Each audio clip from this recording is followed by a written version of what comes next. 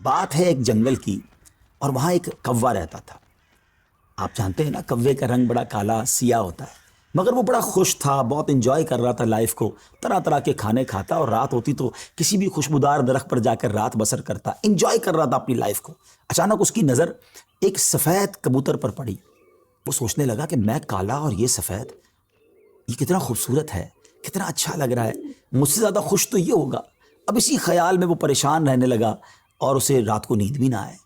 ایک دن وہ کبوتر کے پاس پہنچا اور کہا کہ تم کتنے خوش نصیب ہو، تمہارا رنگ سفید ہے اور میں تو کالا ہوں، تم سے زیادہ خوش تو کوئی نہیں ہوگا۔ کبوتر نے کہا پہلے میں بھی یہی سمجھتا تھا، لیکن جب میں نے طوطے کو دیکھا تو میں حیران ہو گیا کہ طوطے کے تو دو رنگ ہیں، میرے پاس تو ایک ہی رنگ تھا۔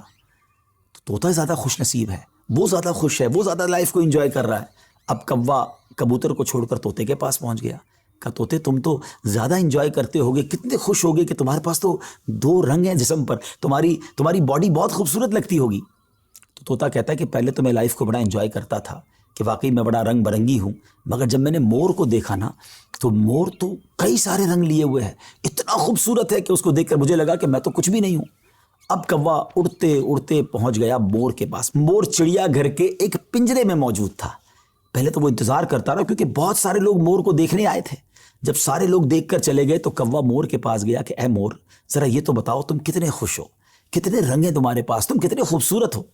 مور کہتا ہے پہلے تو میں یہی سمجھتا تھا کہ ہاں میں بہت خوبصورت ہوں، مگر پھر میں نے غور کیا کہ اسی خوبصورتی کی وجہ سے تو چڑیا گھر میں قید ہو گیا ہوں، روزانہ ہزاروں لوگ مجھے دیکھنے آتے ہیں مگر میں آزاد نہیں ہوں۔ اور پھر میں نے بڑا غور کیا کہ وہ کون سا پرندہ ہے جو چڑیا گھر میں قید نہیں ہے، تو مجھے سمجھ آئی کہ کوا ہی ایک پرندہ ایسا ہے جو چڑیا گھر میں قید نہیں ہوتا، اس کو کوئی قید نہیں کرتا۔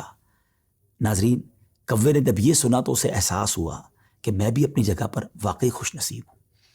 اب یہاں بظاہر تو یہ ایک فرضی واقعہ ہے، لیکن اگر اس کو ہم اپنی زندگیوں پر امپلیمنٹ کریں، اپنے بارے میں سوچیں، ہمارے پاس بہت کچھ ہے، لیکن جب کسی کو ہم سے زیادہ والے کو ہم دیکھتے ہیں نا، تو ہمیں اپنی چیزیں کمتر نظر آنے لگتی ہیں، اپنا گھر چھوٹا لگنے لگتا ہے، اپنی موٹر سائیکل، اپنی گاڑی، اپنی سائیکل وہ ہمیں بڑی کمتر لگتی ہے جب کسی کی بڑی گاڑی دیکھتے ہیں، کسی کا بڑا گھر دیکھتے ہیں، کسی کی لائف اسٹائل کو دیکھتے ہیں، جو ہے اس پر انجوائے نہیں کرتے بلکہ اس پر شکوہ کرتے ہیں، ناشکری کرتے ہیں۔ اس طرح زندگی نہیں گزرے گی۔ اگر آپ ہمیشہ اپنے سے آگے والوں کو دیکھتے رہیں گے تو آپ پریشان ہی رہیں گے۔ اگر آپ نے موازنہ کرنا ہی ہے، کمپیریزن کرنا ہی ہے، تو اپنے سے کمتر لوگوں کو دیکھیں نا۔